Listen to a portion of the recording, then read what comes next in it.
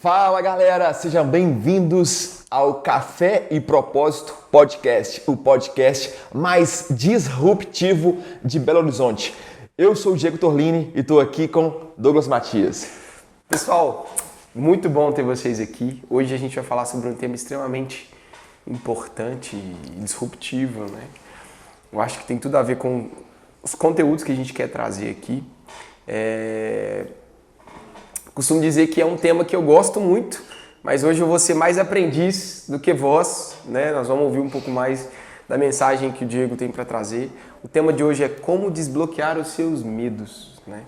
Diego que tem buscado um conhecimento agressivo dentro da área de disciplina, rotina, desbloqueio de medos, quebra de crenças limitantes, né? Diego que é treinador comportamental. Ele vai contar um pouquinho hoje da trajetória dele, que eu acho que tem um pouco de conexão com o tema que a gente vai trazer.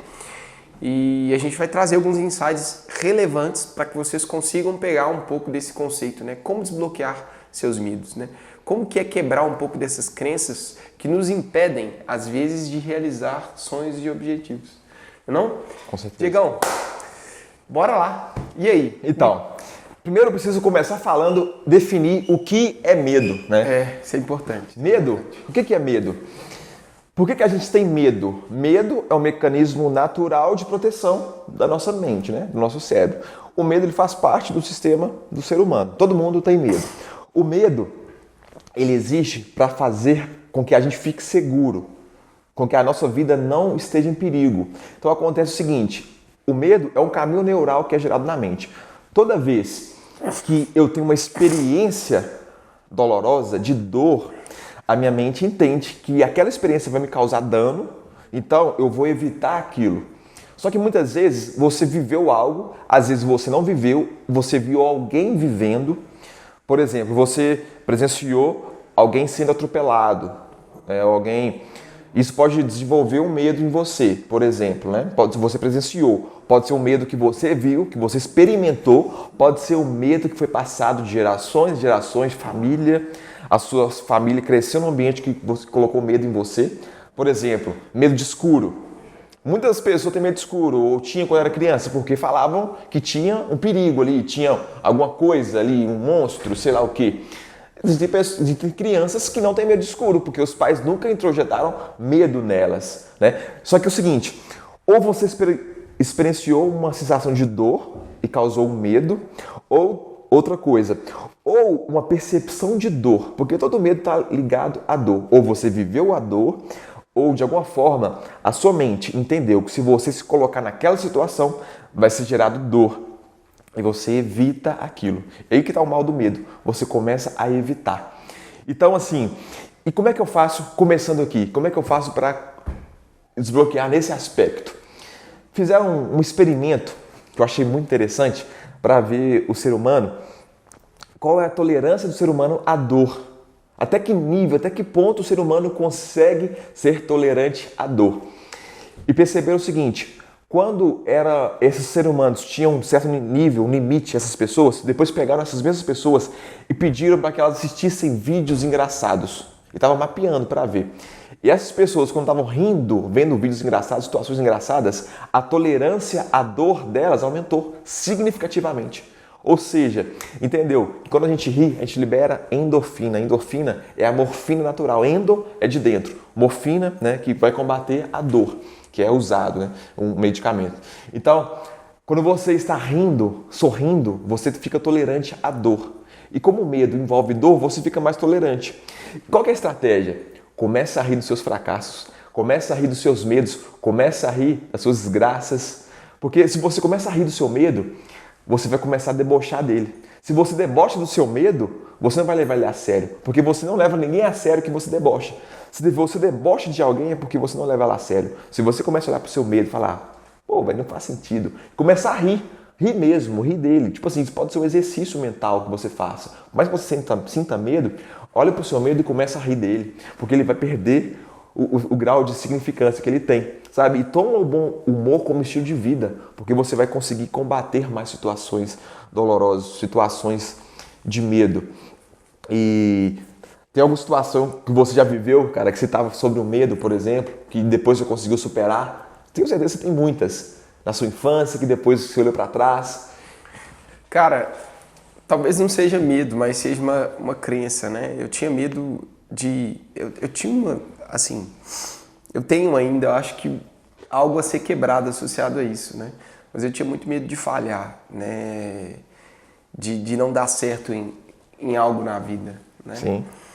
Era um receio que eu tinha, assim, quando pequeno, porque apesar de ter vindo de um lar muito amoroso, mas com muito incentivo, né? Isso eu posso dizer que eu sou pai, né? Nós como pais, né? A gente tem uma influência muito grande sobre a vida dos nossos filhos. Eu lembro que minha mãe, né? Ela é uma pessoa exatamente assim. Sabe quando você tem 99% de chance de não dar certo e uma apenas para dar? Minha mãe é a pessoa do 1%. É aquela que fala, não, vai que vai dar certo. E eu acho que muito da minha vida, assim, dos resultados que eu tenho vieram disso, desse incentivo dela, sabe? E um medo que eu tinha, assim, era de não dar certo, sabe?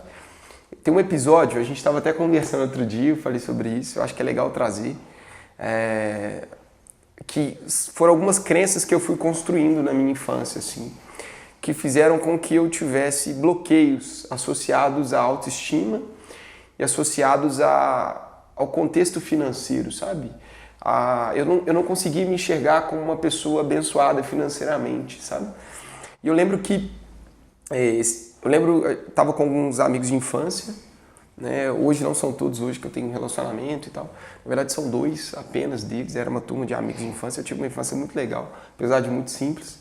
Eu lembro que nesse dia o vizinho, o filho do vizinho, ele virou para mim, a gente estava brincando assim todo mundo.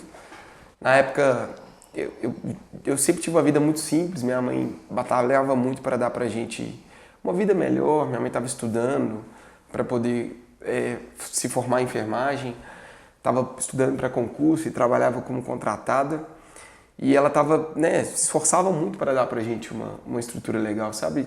Para dar pra gente uma oportunidade, né, junto com o apoio das minhas tias, da minha família, né? Eu sou um cara muito grato nesse sentido. E eu lembro que estava brincando na rua e aí a turma virou e falou assim, vamos comprar picolé. Então, tava todo mundo brincando e eu olhei e pensei, poxa, não tem condições de comprar. Nem vou pedir minha mãe, né? Já tão difícil as coisas, eu tinha muita consciência, sabe? E aí eu lembro que o pessoal perguntou, ei, Douglas, você não vai não? Eu falei, não vou. Minha mãe não tem condições de me dar dinheiro e tudo mais. E o pessoal olhou pra mim, aí esse filho do vizinho virou e falou assim, credo, cara, você é um miserável, você não tem condições de comprar nada, sua mãe nunca tem dinheiro pra nada e tal. Poxa, hoje eu acho engraçado contar essa história, mas eu lembro que, pra mim, aquilo entrou muito no meu coração. Eu falei, poxa, vai ser sempre assim. Eu lembro que eu entrei pra casa, chorei, contei pra minha mãe. Até um tempo atrás a gente contava essa história, minha mãe ficava super emocionada. E aí, graças a Deus, Deus mudou a nossa vida. E eu guardei muito isso no meu coração, sabe? Eu fiquei muito triste na época. Eu falei, poxa, será que eu vou conseguir mudar a minha realidade? Né? E na época eu não tinha perspectiva, né? Eu não tinha referências suficientes, né? Não tinha internet, não tinha nada. Eu não tinha essa esperança de mudar de vida, sabe? Então para mim foi muito doloroso esse ponto, sabe? Criou em mim várias barreiras. Não só essa fala, mas outras situações. Mas eu lembro muito desse ponto que me marcou muito. Por quê? Passaram-se alguns anos, para quem me conhece, acompanha meu trabalho, no nosso projeto, eu tenho a oportunidade de dar muitas palestras em universidade, em empresa. A minha vida mudou muito nesse sentido. Eu lembro que eu ainda estava começando, ainda estou começando, eu acho, nesse sentido, ainda tem muito que aprender. Eu fui dar uma palestra na UNA, na faculdade UNA, né, e para uma turma bem grande, assim, tinha umas 60, 70 pessoas.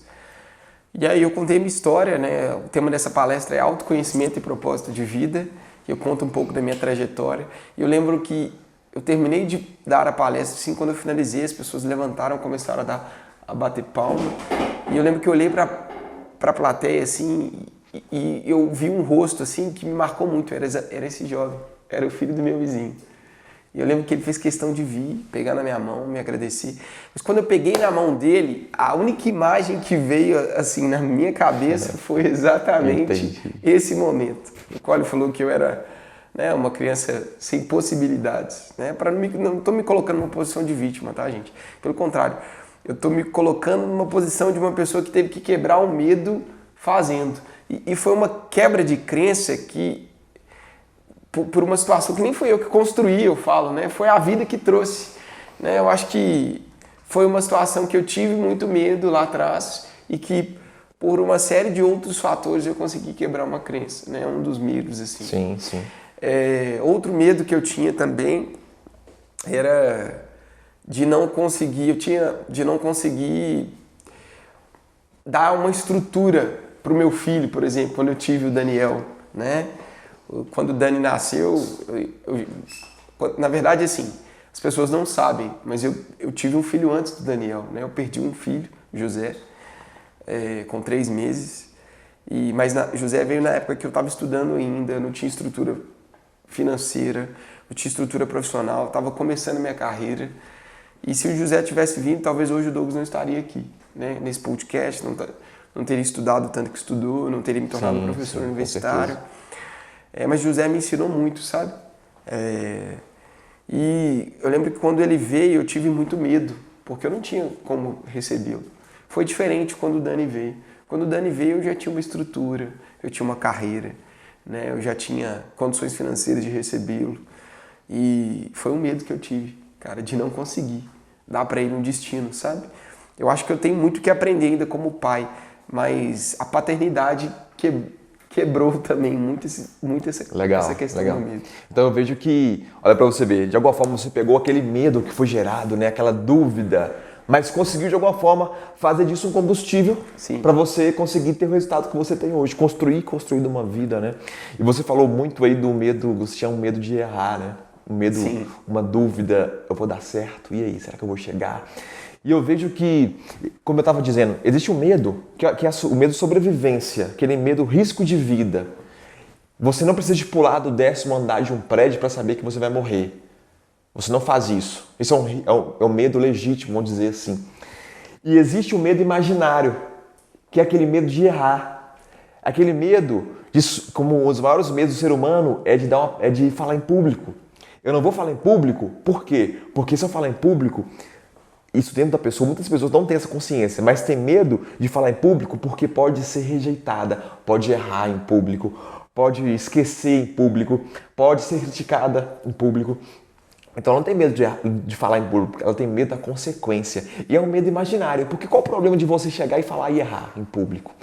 Mas por quê? Porque temos esse medo. É um medo que está muito associado, porque todo medo que nós temos na vida, o imaginário está associado ao medo real, ao medo de vida. Por quê, por exemplo?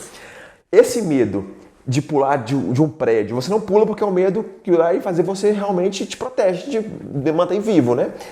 Só que, por exemplo, falar em público é o medo de ser rejeitado. Só que na nossa carga genética... É um medo forte. Todo ser humano quer ser aceito, né? Quer ser aceito. Por que a gente tem esse medo de ser rejeitado? Porque a nossa carga genética, os nossos antepassados, na época das cavernas, por exemplo, nós éramos pessoas que precisavam de conviver em bando. Ser rejeitado pelo bando significava o quê? Morte. Porque como que eu sozinho, no meio de uma selva de animais ferozes, eu vou me ver sozinho? Quem vai me proteger? Eu preciso do grupo, da manada para me proteger. Se eu for rejeitado da manada, pega, por exemplo, animais aí, elefantes que vivem em manadas, vivem juntos. Eles precisam da manada para se sentirem protegidos. Porque o que o leão faz? Ele isola um animal para atacar. Vê para você ver, observa, quando você é rejeitado ou é expelido da manada, você morre. Você fica vulnerável. Fica vulnerável. Nós somos seres relacionados. Exatamente. Então temos medo de ser rejeitado. Só que não faz sentido nenhum hoje sermos rejeitados. Porque, olha só, os maiores medos dos seres humanos, o que mais impede as pessoas de avançarem, medo de ser criticado, medo de ser xingado, medo de errar e medo de problemas. Por que esses medos estão todos envolvidos na rejeição? Por que eu tenho medo de ser xingado? Porque significa uma rejeição. Eu tenho medo de errar, porque se eu errar, o outro vai apontar para mim o meu erro e eu vou ter medo de ser rejeitado. Porque não faz sentido mais, no século que a gente vive, você errar, ninguém vai te rejeitar porque você errou. Não pode te rejeitar porque foi xingado. A gente tem o medo de quê? Ser xingado. Por quê? Nossa infância, nossos pais, para nos corrigir, nossos cuidadores, né? para nos corrigir, nos xingava, nos criticava.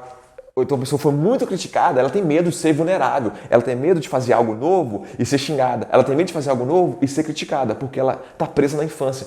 O que eu falo para essas pessoas? Como é que eu quebrei esse medo de ser xingado? Eu busquei a crítica de propósito. Por exemplo, eu ia em lugares que precisava de usar a máscara, né, proteção, sem a máscara. Ah, Diego, você é rebelde. Não, por que eu fazia isso? Para que as pessoas viessem até a mim, chamassem a minha atenção e na hora eu dizia para minha mente, não tem problema nenhum ser xingado, não tem problema nenhum ser chamado a atenção. E outras coisas eu fazia de propósito justamente para ser xingado, para ressignificar o medo. Porque uma outra dica que eu dou é você se colocar em combate, é você procurar situações que exponham você ao seu medo e não fugir, porque a tendência natural é fugir do seu medo. Procura situações que você vai se aproximar do seu medo. Há o medo de cometer erros, então erra de propósito. Aqui na nossa gravação, uma das câmeras acabou a bateria. Qual o problema? O que tem? Errou. E tipo assim, é assim mesmo. Se você tiver medo de errar, você vai querer tudo perfeito. Você vai ser perfeccionista. E você não vai avançar tanto como você poderia por causa do perfeccionismo. Começa errando, começa errado, perca o medo de dar errado. O que tem se alguma coisa que cair? O que tem se eu derrubar alguma coisa? O erro não vai me matar. Só que eu acho que o erro vai vir uma crítica, vai vir um julgamento. E se você quiser mudar a sua vida, você vai ter que ser ousado. Se você tiver medo da crítica, medo de errar, você nunca vai ser uma pessoa ousada. Nunca vai ser uma pessoa disruptiva. Só erra quem tenta, né? E só acerta também quem tenta. Com Eu certeza. acho que esse é o grande Com certeza. viés. Se você fosse trazer assim, sei que é um cara dessa área de conhecimento, dá 2 dicas ou 3 dicas para as pessoas, né? Como quebrar os medos, assim, como romper essa barreira. Eu acho que é legal a gente mencionar isso, que eu lembro que há, sei lá, acho que 7 anos atrás, 2015, né, irmão? 7 anos atrás quase. Eu lembro que a gente foi assistir um culto, né? A gente se conheceu na igreja e tal, uns anos atrás. E eu lembro que a gente foi assistir um culto, foi o cara que dubla o Máscara, eu esqueci o nome dele. Da Herbert Richard. Dublador. Dublador, fera demais. Acho que é Daniel, pastor Daniel. Sim, Daniel. Eu esqueci o nome dele. Mas ele contou um pouco da trajetória dele. Eu lembro que quando acabou a palestra, ele falou, você virou pra mim e falou, irmão, eu vou fazer teatro, né? Eu vou ser ator e tal. Né? Eu acho que ali foi o início do que te trouxe para esse viés comportamental. Sim. Depois nós vamos ter a oportunidade de você contar a sua trajetória. Claro. Mas eu acho que é legal trazer um pouquinho, assim, até dentro desse contexto. Né? Você foi um cara que quebrou paradigma. Sim. E você buscou ferramentas, você buscou meios. Total. Se você fosse dar dicas assim, para os nossos ouvintes aqui, 2 ou 3 dicas, de como, né, desbloquear, né, seus medos. Né? Como quebrar esses medos, perder os medos. Primeira coisa, medo não é identidade. Tá? Eu sempre fui tímido, eu sempre me considerei tímido a vida toda. Quando o Douglas me conheceu, eu estava muito preso a isso. Eu não tinha coragem de conversar com as pessoas, eu não conversava com ninguém. Por quê? Eu tinha medo de me expor para as pessoas e tal, não conversava com ninguém. Muitas vezes eu fui chorando dormir porque eu não conseguia abrir a minha boca. As pessoas falavam, não, você conversa, você é tímido, você nem fala. Aquilo me matava.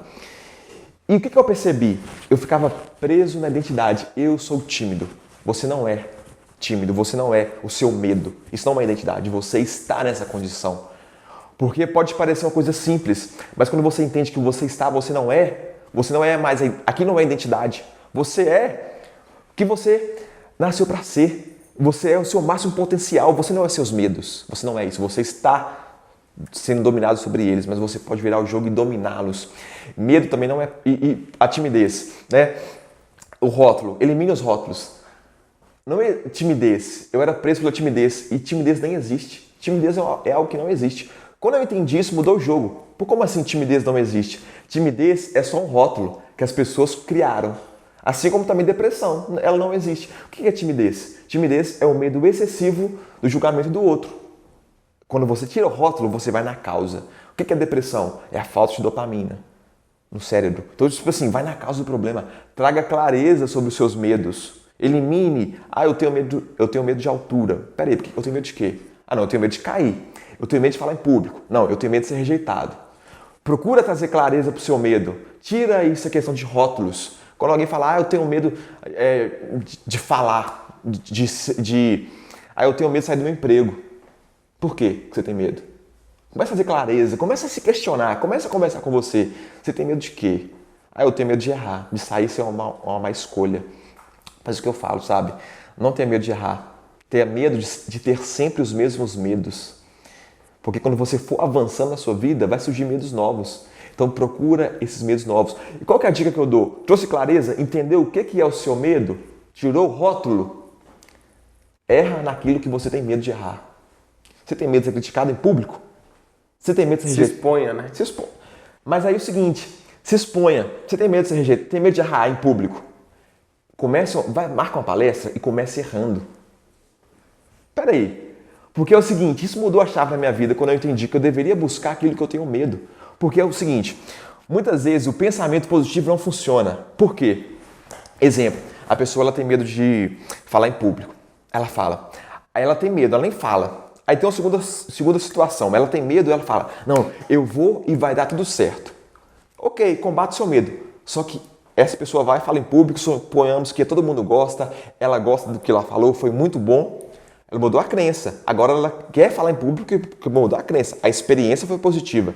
Mas se essa pessoa vai pensando positivo, vai dar tudo certo e chega lá é um desastre. As pessoas riem dela, ela esquece, as pessoas vão embora. A tendência é que essa pessoa nunca mais volte a falar em público. Ela cria um trauma daquilo. Por quê? Ela foi pensando positivo. O que eu faço?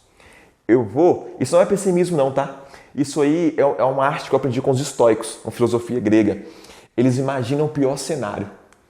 Eu vou pensando que o pior cenário vai acontecer. Ninguém vai gostar, mas eu não fico no pessimismo não, tá? Ninguém vai gostar, vai dar errado, eu vou esquecer e vou errar. Aí eu falo pra mim, e qual o problema se eu errar? E qual o problema se ninguém gostar? Nada vai acontecer. Eu vou ter o quê? Repertório. Eu vou ter o quê? Experiência. Quando eu reduzo o medo, eu vejo que dar errado não é um problema, o medo não me domina. Eu sou livre. Entendeu? É diferente de você fazer algo que você está pensando positivo. Ok, imaginou o pior cenário? Agora faça tudo para dar certo. E se acontecer tudo errado? Aprendizado. Na próxima vez eu faço melhor.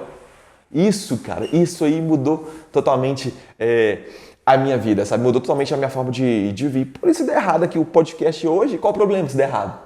Está tentando. E eu não tenho medo do erro. O erro não me domina, eu não tenho medo de errar, eu não tenho medo de cometer erros. Quando eu entendi isso, eu não tenho medo de falhar. Falhar faz parte da vida. Eu me lembro que uma vez que eu estava com... Porque as pessoas muitas vezes elas vão com medo. Eu me lembro que no teatro, quando eu fazia teatro, tem pelo menos na escola que eu fiz, talvez uma máxima no teatro, nas escolas de teatro. É normal sentir medo para subir no palco, é normal sentir um frio na barriga. Só que eu nunca concordei com isso. Eu falei, para que eu tenho que ir com medo? Eu vou sem medo. As pessoas falam, tá com medo? Vai com medo mesmo. Eu falo o seguinte, tá com medo? Ressignifica o medo. Domina sobre ele. Como, por exemplo, as pessoas, os alunos de teatro, subiam no palco com medo. Aí eu falava, não, por que eu vou ter medo? Eu vou subir, fazer o que eu tenho que fazer. E eu ia sem medo. O que eu observei? Que eu tinha uma performance maior. Porque eu ia sem medo. Porque o medo, ele rouba uma energia da nossa mente. Você não consegue ter seu máximo potencial quando você está com medo. E eu sou uma pessoa que eu pratico muito esporte, né? De aventura e tal. Quando eu estava fazendo escalada, eu percebi o seguinte, né? Escalando. Primeira vez que eu fiz escalada na minha vida. Eu comecei a subir e você está preso às cordas, mas eu comecei a ficar com medo de me soltar. Eu não ia cair no chão. Mas se eu soltasse, eu ia ficar despendurado. Eu poderia bater nas pedras e tal. Eu comecei a ficar com medo. E o medo estava me paralisando de avançar. Te impedindo. Me impedindo. O que eu pensei? Peraí, eu tô com medo disso? O que eu fiz? Eu me soltei de propósito. Eu me soltei das pedras e caí. Aí eu fiquei pendurado, bati nas pedras e falei, peraí, não aconteceu nada comigo. Eu perdi o medo. Quando eu perdi o medo, aumentou a minha performance.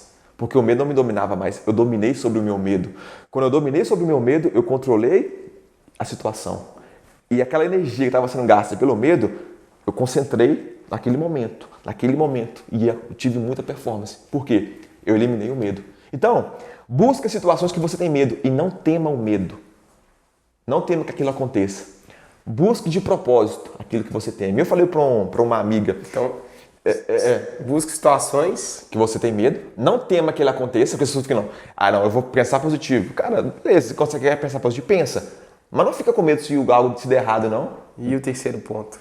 E o terceiro ponto, assim, uma coisa que isso teve um surfista australiano, apaixonado pelo surf, ele estava surfando e tal, e um tubarão tentou atacar ele.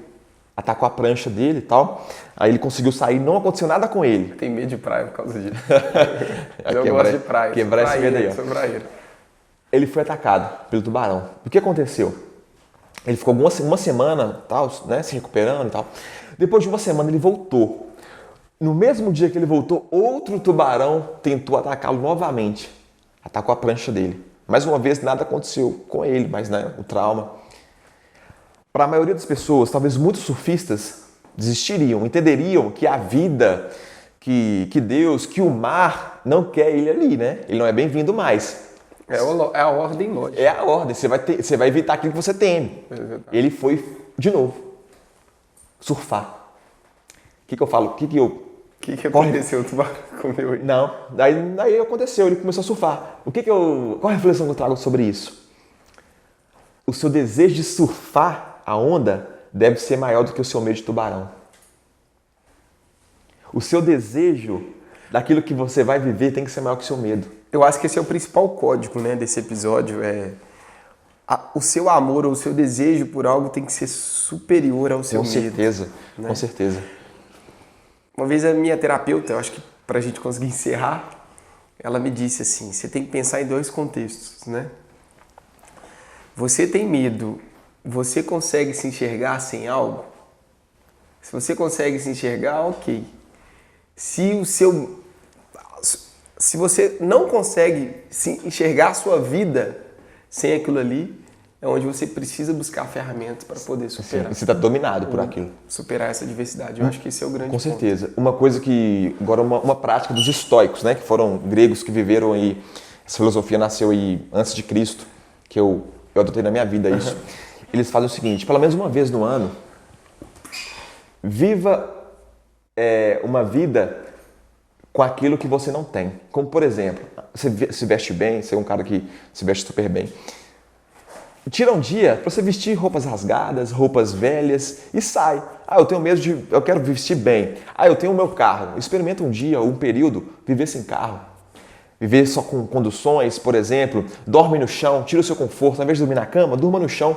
Você vai ver que você se colocar em situações que são desconfortáveis, não vai te matar. E vai te deixar mais forte. Porque você vai perder o medo de situações que você não tem controle, que você não tem conforto. E se por acaso aquilo acontecer, você sabe que você dá conta. Então você tem medo de algo? Se preparar. Se prepara para aquilo. Você vai ver, a sua mente vai ver o seguinte, cara, era só um medo imaginário, não fazia o menor sentido. Legal, cara. Considerações finais, se a gente poder encerrar esse episódio. Cara, acho que é um tema muito polêmico, né? Não polêmico, mas um tema interessante demais. A gente tem que ter outros momentos para discutir sobre ele. Eu acho que deu para pegar um pouco dessa chave, né? Acho que principalmente entender que o seu amor ou o seu desejo por algo tem que ser maior que o seu medo, né? Com certeza. Esse é o principal. E assim, eu vejo que você que está vendo, está ouvindo isso, né, não sei em qual plataforma você está nos acompanhando, sabe o que eu faço? Todos os dias, eu tenho muita consciência, eu criei vários hábitos, eu tenho consciência do que está acontecendo na minha cabeça, né? Toda vez que eu identifico um medo, o que eu faço? Não adianta você simplesmente ficar pensando positivo, só você criar uma frase na sua cabeça para combater o medo. Cria uma ação de combate ao seu medo. Qual for o seu medo? É de medo de altura? Bora hoje se libertar disso. Vai no alto de um prédio, olha lá, enfrenta o seu medo. É o medo de falar em público, marca uma palestra, grava um vídeo, grava uma isca falando. Cria uma ação de combate, porque se você deixar o medo te dominar, ele vai impedir você de viver seus maiores sonhos. Mas se você começar uma ação de combate, comece eliminando seus pequenos medos, você vai ganhar o quê? Vai ganhar o que eu chamo de progresso. Isso é uma fórmula, tá? Para te fazer ter fé, ter confiança, o progresso. Quando você começa a progredir, vai criar uma crença em você que você é capaz. Como, por exemplo, se chover, por exemplo, ontem de ontem, Se chover ontem de ontem, se chover ontem, se chover hoje, se chover amanhã, depois de amanhã, eu tenho certeza que vai chover. Eu nem preciso de olhar a previsão do tempo. Por quê? A progressão dos dias foram de chuva. Então eu acredito que vai chover. Se eu começo a enfrentar um medo pequeno, depois eu enfrento um segundo, um terceiro, um quarto, eu vou criando a crença na minha cabeça de que eu sou uma pessoa corajosa. E quando eu ver um medo, eu vou falar, peraí, eu olho para trás e eu vejo que eu superei. A minha vida é isso. Eu superei um dos medos mais terríveis, a timidez, assim, medo de falar em público. Então eu vejo que qualquer medo que eu tiver, eu vou superar. Eu consegui. Instalou uma crença na minha cabeça de que é possível chegar onde eu quiser. Legal, legal. Então, acho que tenha progresso. Tenha progresso, né? É importante. Bom, mais um episódio para vocês, né? Pessoal, esse é mais um Café e Propósito, né? E aguardamos vocês no nosso próximo episódio. Compartilha, né, esse episódio com seus amigos, familiares, compartilha nas redes sociais. Com certeza. Né? Ajuda essa mensagem a chegar no máximo de pessoas possíveis. Forte abraço, pessoal. Vamos lá.